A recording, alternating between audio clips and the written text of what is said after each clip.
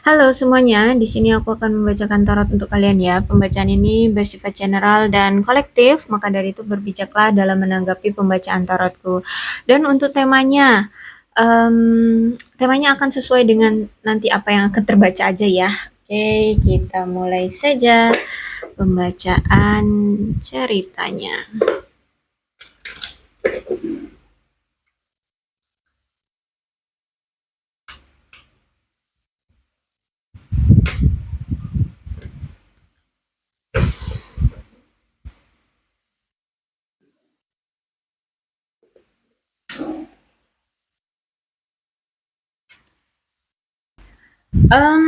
Aku lihat di sini nampaknya ada seseorang di sini yang ingin mengambil peluang atau mau bersikap strategis atau eh, apa ya, dia ada dalam satu pilihan dan pilihan itu ingin dia ada suatu pilihan dan dia ingin mencoba untuk mengambil pilihan tertentu. Intinya di sini kayak pengen coba untuk mengambil sesuatu yang mungkin akan beresiko gitu ya. Dan ini kalau aku lihat tentang percintaan ya. Jadi sebenarnya orang ini tuh cinta. Mungkin ada seseorang yang cinta dengan kamu. Terus ada situasi yang mungkin membuat dia merasa kayak ada dalam suatu pilihan. Akhirnya di sini dia akan mencoba mengambil suatu peluang ya dari pilihan tersebut. Ya, karena di sini dia aku lihat benar-benar jatuh cinta sama kamu. Oke. Okay. Kemudian oke ya, kuat banget ya. Dia ini sebenarnya banyak pilihan. Ya, dia ini banyak pilihan.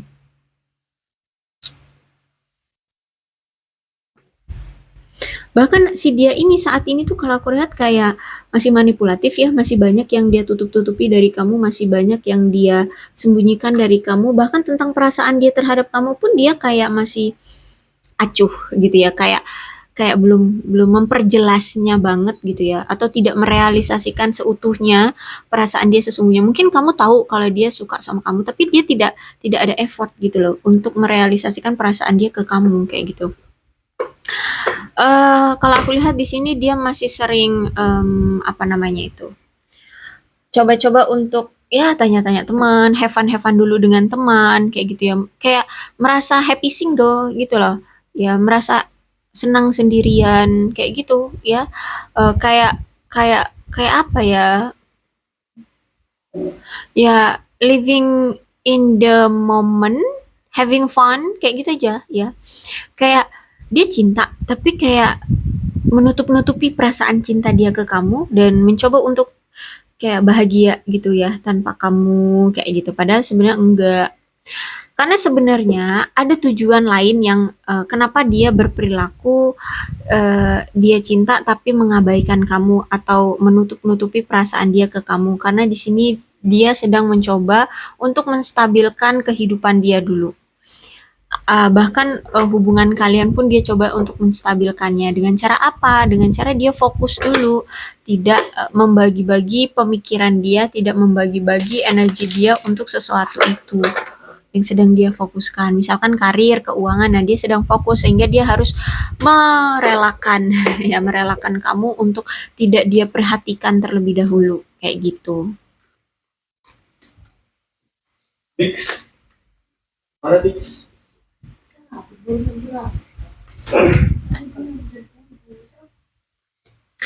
Oke, kemudian ada Nine of Cups di sini. Kalau aku rasa saat ini dia itu kayak masih merasakan sesuatu yang mengganggu perasaan dia. Mungkin misalkan dia punya sesuatu, tapi kayak masih ngeganjel gitu ya, masih ada yang merasa kurang gitu. Ya, merasa kurang gitu, ada sesuatu yang merasa kurang.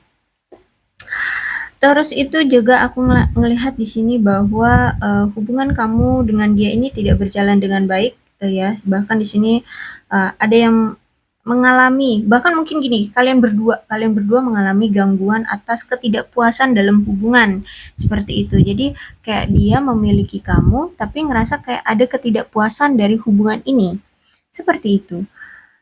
Mungkin memang nampaknya kayak baik-baik saja gitu, tapi sebenarnya di sini ada kesedihan, ada ketidakpuasan secara internal yang kalian rasakan. Mungkin di sini dia menyesali keputusan dia karena mungkin dulu dia pernah tertarik pada seseorang, ya, atau mungkin dia pernah nyelingkuhin kamu, tapi ternyata pilihan selingkuhannya itu eh, apa ya, tidak memberikan dia kepuasan juga. Ya, justru malah di sini dia menyia-nyiakan kamu kayak gitu ya. Jadi ada energi mungkin dia pernah berselingkuh dan dia mungkin dulu memilih ya antara kamu ataupun selingkuhannya. Dia memilih selingkuhannya, justru malah keputusannya itu ya tidak memberikan kepuasan bagi dia. Waduh, apalagi di sini ada the devil. Ya, karena gini, selama ini mungkin ketika dia berselingkuh, kamu itu sering terabaikan. Bahkan mungkin sebelum dia berselingkuh pun kamu sering sekali merasakan terabaikan oleh dia karena si dia ini selalu gila kerja ya. Akhirnya itu tidak bisa memberikan quality time untukmu, tidak bisa memberikan perhatian untukmu. Tahu-tahu dia menghadirkan pihak ketiga di antara kalian. Akhirnya dia makin keteteran. Udah tanpa selingkuhan, cuma dengan kamu aja dia tidak bisa memberikan quality time untuk kamu. Tahu-tahu dia malah menghadirkan pihak ketiga. Sehingga di sini dia harus bisa membagi antara waktu kerja, kamu dan selingkuhan. Tapi ternyata keteteran semua. Tidak ada yang bisa dia bagi waktunya. Nah, kalau aku lihat di sini dia memang lebih memprioritaskan pekerjaan ya, memprioritaskan pekerjaan. Akhirnya ya mungkin kamu di sini kesal, kamu sudah dikhianati, kamu sudah diselingkuhi, padahal kamu di sini setia, padahal kamu di sini tulus sama dia, tapi ternyata kamu dikhianati, kamu diselingkuhi. Akhirnya mungkin kamu milih di sini untuk meninggalkan dia. Dan kalau aku lihat di sini ya intinya ada yang merasa sakit hati, ada yang merasa terkhianati gini. Ya, karena dia tidak bisa memberikan jadwal atau waktu yang sama rata antara pekerjaan dia dan antara pekerjaan kamu dan selingkuhannya. Seperti itu. Kemudian ada Four of Swords. Nah, ketika dia memilih selingkuhannya, ketika kamu sudah pergi dari dia, ada suatu konflik memang yang tidak terselesaikan di antara kalian ya. Karena kalau aku lihat di sini dia memilih selingkuhannya karena memang dia tidak mau menambah-nambah masalah dalam hidup dia gitu kan. Akhirnya di sini masalah itu tertumpuk.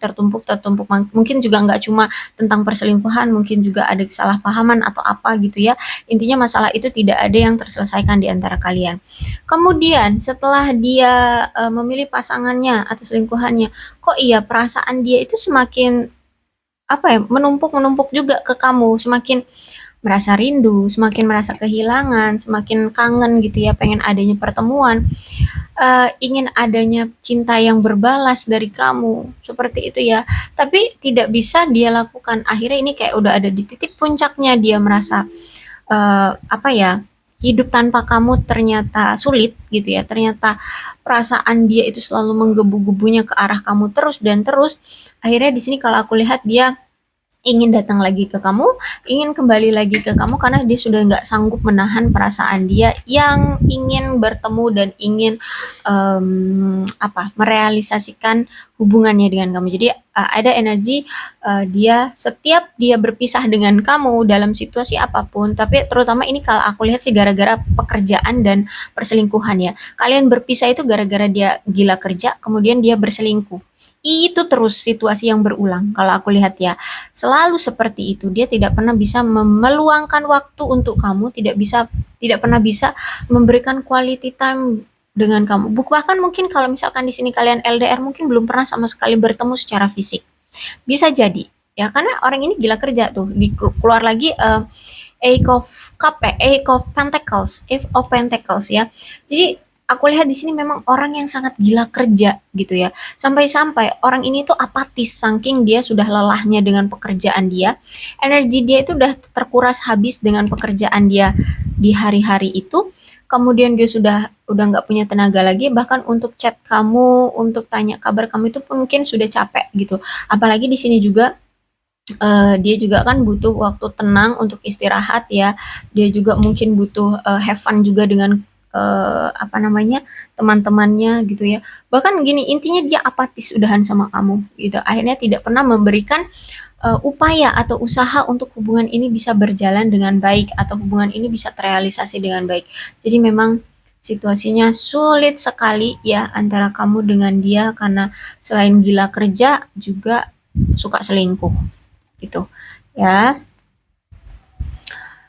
Terus apa lagi nih? Oh, ada The Tower Reverse ya. Jadi memang hubungan kalian kayaknya sudah diambang kehancuran saat ini tuh ya. Aku lihat sudah tidak bisa lagi apa itu namanya? Diperbaiki ya. Kalau aku lihat di sini udah apa ya? Ya udah kelihatan banget lah. Udah kelihatan banget, udah deh, ini nih udah gagal, udah nggak bisa lagi diperbaiki. Apalagi ada situasi yang selalu berulang, selalu gila kerja, selalu mengabaikan kamu dan selingkuh lagi, gitu gitu gitu gitu terus ya. Tapi herannya, walaupun kamu tahu dan dia tahu, ada seseorang di sini yang tidak mau melepaskan hubungan ini gitu. Jadi kalau aku rasa di sini mungkin kamu pengen pergi tapi dianya menganggap ini hanya apa ya, hanya jeda gitu loh. Ya, jadi dia tetap ingin memegang hubungan ini, ingin tetap memegang kamu, tetap ingin memiliki kamu, tidak mau melepas kamu pergi kalau aku lihat di sini, ya. Jadi kayak bahkan gini, dia tahu dia sering selingkuhin kamu, dia tahu dia sering nyakitin kamu, tapi dia itu kayak mengabaikan rasa sakit seolah-olah dia itu tidak pernah melakukan eh, apa ya, kesalahan sama kamu, tidak pernah melakukan perselingkuhan sama kamu. Kayak tindakan dia yang dulu pernah selingkuhin kamu, pernah nyakitin kamu itu kayak diabaikan begitu aja.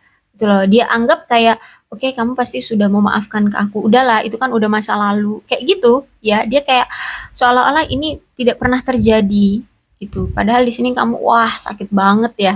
Hati kamu pasti sakit banget, pasti dendam banget, pasti ilfil banget, jijik banget mungkin sama dia ya. Kasarnya seperti itu. Intinya di sini kamu mungkin terluka banget, tapi dia menganggap bahwa ya udahlah itu sudah berlalu gitu dan dia beranggapan bahwa ini seolah-olah tidak pernah terjadi. Ya, dan akhirnya ya itu, dia dengan pedenya tetap memegang hubungan ini gitu. Dia tidak membiarkan kamu untuk pergi. Walaupun di sini kamu ingin pergi, dia kejar lagi, ya. Dia kejar lagi. Dia tetap ingin terus bersama kamu, ya. Padahal ya kamu sudah berubah tuh. Eight of Wands. Eight of Wands berarti menandakan kalau misalkan memang hubungan kalian akan berakhir, berarti memang dia akan datang lagi. Bahkan ini tiba-tiba dia datang, tapi ya sayangnya karena ini Eight of Wands, ini kayak sekejap gitu loh. Ya, ada situasi atau ada potensi ke depannya itu kayak sekejap. Jadi mungkin akan ada situasi berulang. Ya, tiba-tiba datang, mungkin dalam beberapa hari aja atau mungkin sehari dua hari komunikasi mulai bagus, mulai baik, tahu-tahu nanti hilang lagi. Ya, karena ini Eight of Wands, ya sekejap. Kayak cepat, energinya itu cepat, ya cepat datangnya, ya ya namanya cepat datangnya. Kalau misalkan tidak bisa digenggam dengan baik, maka akan cepat juga perginya. So, ini harus dari kedua belah pihak. Kalau memang sama-sama mau hubungan ini tetap intens, harus dari kedua belah pihak mau sama-sama ada kesadaran diri untuk memperbaiki hubungan ini, untuk membuat hubungan ini berhasil gitu ya. Harus sama-sama mau memegang teguh hubungan ini gitu ya. Kalau aku rasa seperti itu, karena masih ada potensi ini hubungan bisa jadi sekejap saja ya, sekejap datangnya ya bisa juga sekejap perginya ya. Kalau misalkan memang mau ya cepat untuk ditangkap, jangan disia-siakan. Oke, jadi kalau aku lihat di sini ada pengaruh teman ya, bisa jadi dia ini sebenarnya sering cerita sama teman-temannya tentang situasi hubungan kalian. Dia harus bagaimana, walaupun sempat dia itu kayak pesimis dengan hubungan ini, tapi karena mungkin teman-temannya mendukung atau teman-temannya ngasih solusi gitu ya, akhirnya dia optimis lagi dengan hubungan kalian yang sebenarnya sudah hancur. Terus ini juga ada pengaruh dari anak. Bisa jadi dia mungkin sudah punya anak atau mungkin kamu sudah punya anak. Ya, ini ada pengaruh dari anak juga yang akhirnya juga membuat dia tidak bisa terlalu fokus pada kamu. Ya, yang membuat hubungan ini juga akhirnya berantakan. Ya, mungkin dia punya anak gitu ya, atau kamu punya anak. Dia misalkan punya anak gitu, dia seorang ayah misalkan. Dia harus bisa membiayai anaknya, untuk mungkin untuk sekolah ya, untuk kehidupan sehari-hari, sehingga dia harus berjuang untuk membesarkan anaknya sendirian seperti itu. Atau mungkin di sini dia memang kamu berdiri mungkin ya mungkin mungkin sebagian kecil dari kalian itu berdiri dengan seseorang yang mungkin sudah memiliki pasangan sah dan sudah punya anak. Jadi juga harus memprioritaskan anaknya itu. Intinya di sini mau dia punya pasangan sah ataupun tidak, ini ada pengaruh dari anak. Nah, dia harus memfokuskan anak dia. Mungkin dia harus membiayai anak dia atau gimana ya.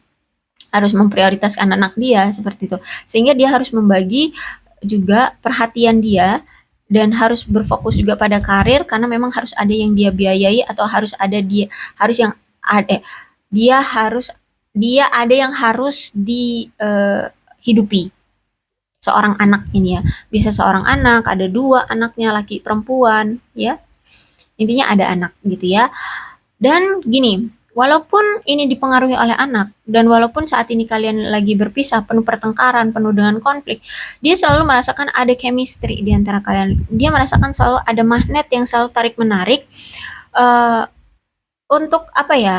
Untuk selalu terikat gitu loh dengan kamu. Jadi inilah yang membuat dia sulit untuk pergi dari kamu atau sulit untuk melepaskan kamu. Makanya di sini ada energi rekonsiliasi lagi, datang lagi, datang lagi, datang lagi, dan ingin lebih tahu lagi mengenai kamu. Datang lagi itu ya pengen tahu kamu itu keadaannya seperti apa sekarang, apakah kamu sudah ada yang lain, apakah kamu masih cinta.